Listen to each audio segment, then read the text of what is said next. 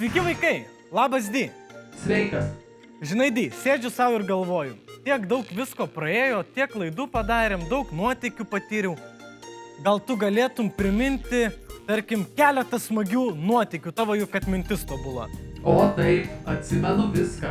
Reikia pasakyti, jog šauniai padirbėjai ir labai daug visko išbandėjai. Žiūrėk, atsuksiu vaizdą nuo pradžių.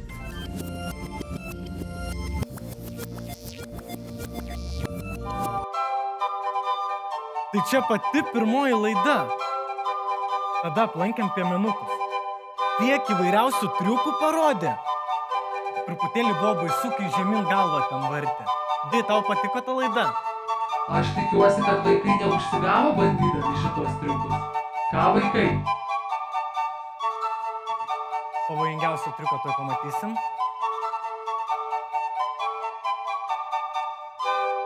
Tai jūs taip nesielkit su savo draugais kaip su manim. Čia antroji laida. Die apie ką jinai? Važinėjaisi į aukštą kalną. Koks čia kalnas? Kokia pilis vaikai? Čia Gedimino pilies kalnas. Pasirodo, kad kažkada Gediminas susapnavo vilką, staugiantį ir ten įkūrė savo namus, pilį, kurioje gyveno ir pavadino miestą Vilnių. Pati neįdomiausia laida. Oi, man šita laida labai patiko. Varteisi miegodamas lovoj, oi. Kaip dabar faina. Namus robotas siurbia, skalbimo mašina viską išskalbia, mama valgyt padaro, o anksčiau viską reikdavo patiems pasidaryti ir prisišildyti, ir išsiskalbti upiai, maltų prisinešti. Močiutė, kaip tu viena viską padarai? Man atrodo, pamiršau vakar močiutė. Iš kur gauni kombainą? Bet nieko tokio. Ir kodėl manęs niekada į Launą nepasiėmei? Močiutė tave čia apgaudinėjo. Taip, turėjom laidą apie duonos kelią. Kaip anksčiau reikėdavo viską pasidaryti, kad išsičiapti namuose duoną. Tai ir pasodinti, ir nukulti, ir sumalti, ir išminkyti, ir iškepti. Nebereikia taip ilgai laukti. Vaikai, ar pamenat, kaip tas personažas vadinasi? Čia laida apie Helovyną, siaubnaktį. Ar kaip jis ten vadinasi? Lietuviškas pabaisiukas, bildukas. Man atrodo, aš tada moliūgą turėjau išskaptuoti ir padaryti kažkokią baidyklą, taip? Taip. Šita laida buvo labai informatyvi, nes mes apžiūrėjom ir išbandėm 4 apavus. Di, pameni, kaip šis vadinasi? Vyti, aš pamenu, bet ar tu pameni? Tai vyžos. Ne vyžos. Čia yra naginės. O čia klumpės, su kuriuom tikrai nepatogu.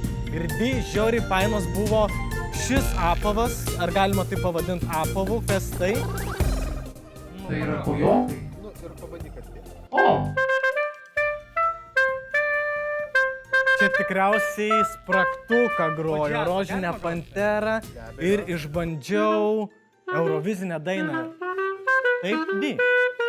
Taip, čia svečiuose tavo draugas iš orkestro. O jeigu šių metų pasirodo anksčiau sukurtas prieš labai daug metų orkestras iš medinių instrumentų groja iki šių laikų ir galima su jais, tais instrumentais groti beveik viską, o gal viską.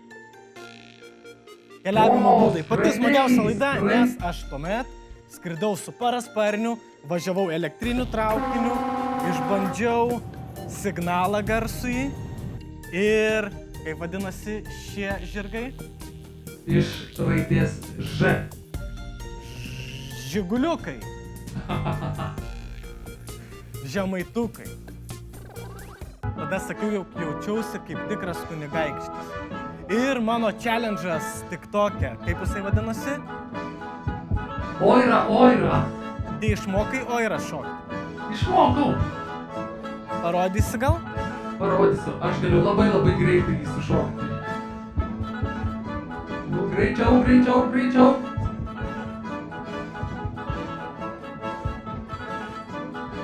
Di, nesusisuks tau galva. Oi, nebent nuo aukščio. čia laida apie komunikaciją ir mes lankėmės ant televizijos bokšto.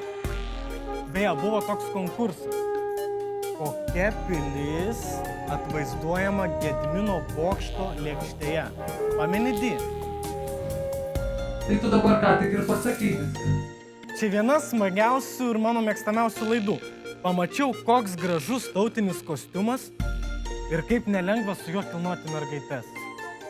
Vyti, o kas čia per balti taškiukai ant grindų? Čia susižymėjau, man nelabai lengva išmokti žingsnius.